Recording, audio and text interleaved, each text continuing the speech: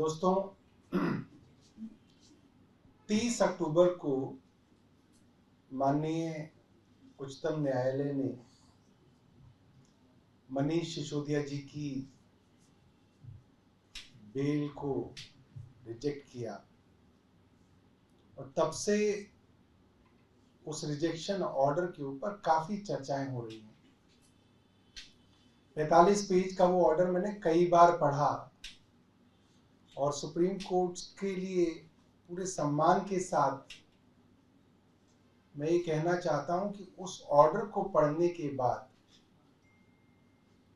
मैंने सारी supreme court की बहस स्मरण की कि सुप्रीम कोर्ट के अंदर जब वो मामला चला था तो उच्चतम न्यायालय के न्यायाधीश ने बहुत सारे सवाल ईडी से किए,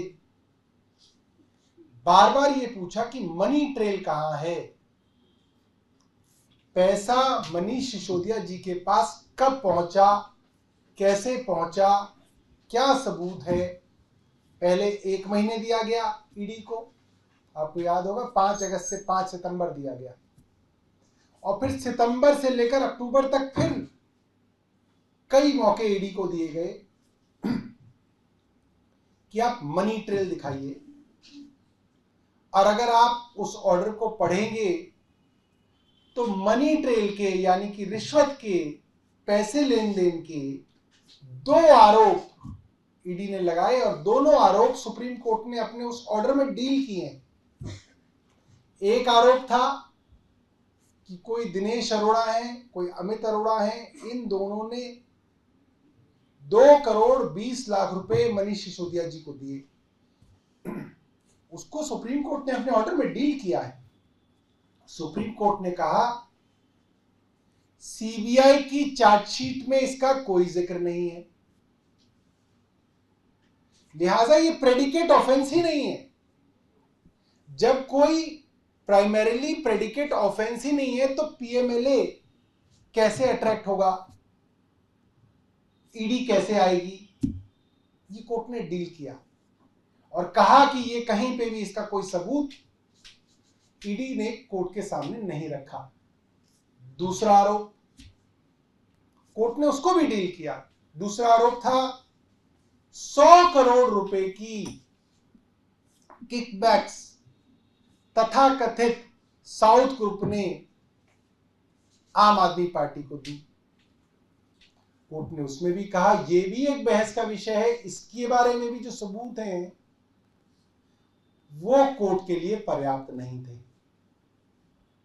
ये दोनों की दोनों बातें सुप्रीम कोर्ट ने अपने ऑर्डर में डील की हैं और प्रोसिक्यूशन की तरफ से, केंद्र सरकार की प्रोसिक्यूशन की तरफ से जब यह कहा गया कि हम 6 से 8 महीने के अंदर इस मामले को पूरा से सुनवाई कर लेंगे, तो कोर्ट ने कहा है कि 3 महीने के अंदर अगर सिसोदिया जी को लगता है कि ये जो ट्रायल है ये धीरे चल रही है तो आप कोर्ट में आ सकते हैं। नंबर 2,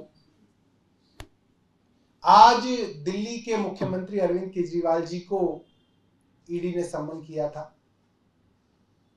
मुख्यमंत्री जी ने ईडी को पत्र लेके बताया है और कुछ बातें बहुत जरूरी उन्होंने रेखांकित की हैं। पहला, ईडी के संबंध में ये कहीं साफ नहीं हो रहा कि वो अरविंद केजरीवाल जी को किस हैसियत में बुला रहे हैं।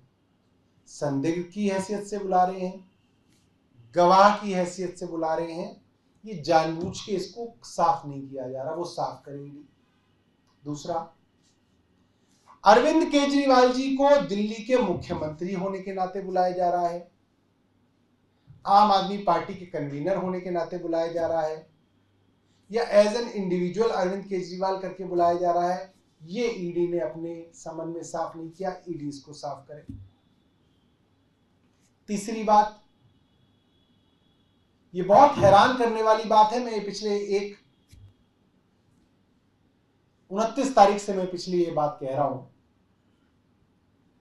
अरविंद केजरीवाल जी को सम्मन आएगा और उनकी गिरफ्तारी होगी, ये बात मनोज तिवारी को कैसे पता थी? मनोज तिवारी जी ने अपने इंटरव्यू के अंदर ये कैसे कह दिया, 29 और 30 तारीख के उनके इंटरव्यूज आज भी एएनआई की ट्विटर हैंडल पे मौजूद है, आप देख लीजिए। 11:15 बजे का ट्वीट है 29 तारीख का। उनको कैसे पता था कि 2 दिन बाद या 1 दिन बाद ईडी अरविंद केजरीवाल जी को बुला के गिरफ्तार करेगी? इसका मतलब ये सारा का सारा षड्यंत्र राजनीतिक है। मनोज तिवारी कोई आईआरएस अफसर है, कोई ईडी के अंदर ज्वाइंट डायरेक्टर है? कौन है मनोज तिवारी?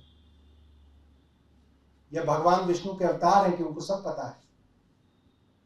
मनोज तिवारी को पता है कि अब ईडी जो है अरविंद केजरीवाल जी को बुला के उनको गिरफ्तार करेगी। इससे पता चलता है कि सारा का सारा मामला राजनीतिक है, एक राजनीतिक षड्यंत्र है। 5 राज्यों के अंदर चुनाव लड़ रही है, 5 राज्यों के अंदर चुनाव हो रहे हैं, आम आदमी पार्टी चुनाव लड़ रही है।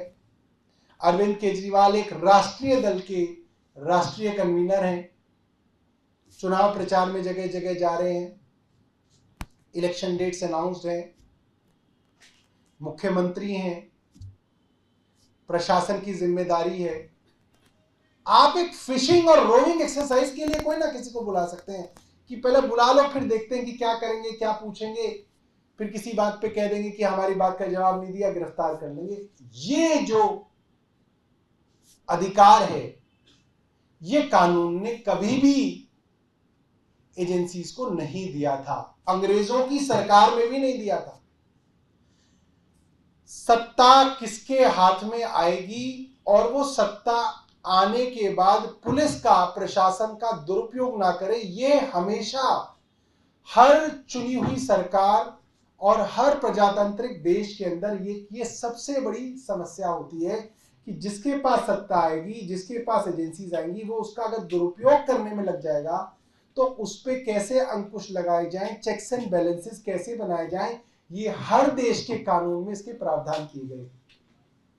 अंग्रेजों के समय में भी ये प्रावधान किए गए कि पुलिस अगर किसी के घर में सर्च करती है तो सर्च वारंट कोर्ट से जरूरी है लेना। ऐसा नहीं है कि पुलिस का मन किया किसी के घर में घुस गए और उसकी तलाशी लेनी शुरू की, नहीं। इसके ऊपर चेक्स एंड बैलेंसेस हमेशा से बनाए गए। ईडी के कानून के अंदर चेक्स एंड बैलेंसेस नहीं है।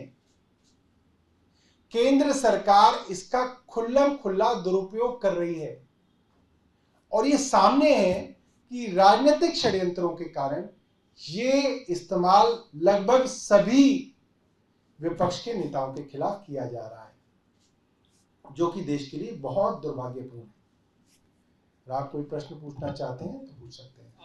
क्योंकि जो जवाब सीएम ने दिया है ईडी को, उसमें ये नहीं लिखा है कि वो अगली बार कब पेश होना चाहेंगे। उन्होंने ये कहा है कि इस समन को वापस लिया, तो उन्होंने कहा है क्या आगे आप कभी नहीं जाएंगे या फिर उन्होंने जी पंकज जी, उन्होंने ये कहा है कि जो सम्मन है ये गैर कानूनी है, इसके अंदर अस्पष्टता है, ये राजनीतिक दुर्भाव से, राजनीतिक कारणों से ये सम्मन दिया गया है, लिहाजा आपके पास इस सम्मन को देने का अधिकार नहीं है, आप इस सम्मन को विड्रॉ कीजिए, वापस लीजिए। लेकिन आमतौर पे देखा जाता है कि कोई भी व्यक्ति जिसको समन भेजा जाता है वो एक्सटेंशन सीक करता है और अगली तारीख की बात करता है और फिर ईडी उसके बाद दोबारा एक नई डेट देती है। तो ऐसे हालात में तो ईडी तुरंत से आपको एक समन भेज सकती है। देखिए, आप इस बात को समझिए, जो कानून में चेक्स एंड बैलेंसेस इसीलिए बनाए गए थे कि किसी एजेंसी का अपना राज ना हो जाए कि उसको जिसको मन करे बुला लिया, जिसको मन किया गिरफ्तार कर दिया। ये चेक्स एंड बैलेंसेस हैं। तो मुख्यमंत्री जी ने ईडी के इस सम्मन को ही कहा है कि आपका ये सम्मन जो है गैर कानूनी है, आप ऐसे सम्मन नहीं दे सकते, ऐसी अस्पष्टता से आप किसी को भी नहीं बुला सकते, आप एक फिशिंग और रोविंग एक्सरसाइज नहीं कर सकते। और क्या आप चाहते हैं कि ईडी आपको स्पष्ट जवाब दे कि ईडी क्यों बुलाना चाहती है? क्या आप ईडी चाहते हैं कि ईडी स्पष्ट करें या स्पष्ट तौर से बताएं कि ये वजह है, ये जानकारी हमें चाहिए, इसलिए हम बुला रहे हैं। आप चाहते हैं कि ईडी ऐसा लिख के दे आपको? नहीं, हमने ईडी को लिख के दिया है। ईडी देखिए, ईडी को जो लिखना, हम क्यों चाहेंगे कि ईडी क्या हमको करे? ईडी तो वो करेगी जो उनके जो राजनीतिक उनके आका है वो है। अब ईडी के वकील ईडी को सलाह देंगे, मैं तो ईडी को सलाह नहीं। राजघाट पे प्रदर्शन कर रही है, क्या कहेंगे? वो आरोप लगा रहे हैं, वो कह रहे हैं कि डर गए। आप कोर्ट में चुनौती देंगे ईडी के संबंधों पे? ये तो लीगल टीम तय करेगी। फरोख जी, भाजपा आरोप लगा रही है, वो प्रदर्शन कर रही है राजघाट पे, क्या कहेंगे? वो एक तरह से आरोप लगा रहे हैं। बात कही जो आपने कहा, मनोज तिवारी ने ये कहा कि 30 तारीख को आतिशी ने कहा था और उन्होंने ईडी के समन के बाद कहा है, और वो ये मैं मनोज तिवारी जी को झूठा साबित करने के लिए आपके सामने एएनआई का ट्विटर हैंडल खोल देता हूं, आप सब भी खोल लीजिए। मेरी याददाश्त वैसे तो बहुत अच्छी नहीं है, बट कुछ कुछ चीजें याद रह जाती हैं। ये ईडी का, ये एएनआई का ट्वीट है। Episode 110 with Manoj Tiwari premiers today at 5 PM IST, और ये ट्वीट है 11:38 29 अक्टूबर 2023। ये मैं चला देता हूँ सुबह की तरह। का नंबर अगला है, वो भी जेल जाएंगे। आपको कैसे पता कि वो जेल जाएंगे? राघव चड्ढा जी और अरविंद केजरीवाल, जिन दोनों लोगों को जेल जाने से कोई रोक ही नहीं सकता। उनको हम पॉलिटिकल पार्टी तो हम नहीं कह सकते, वो पॉलिटिकल।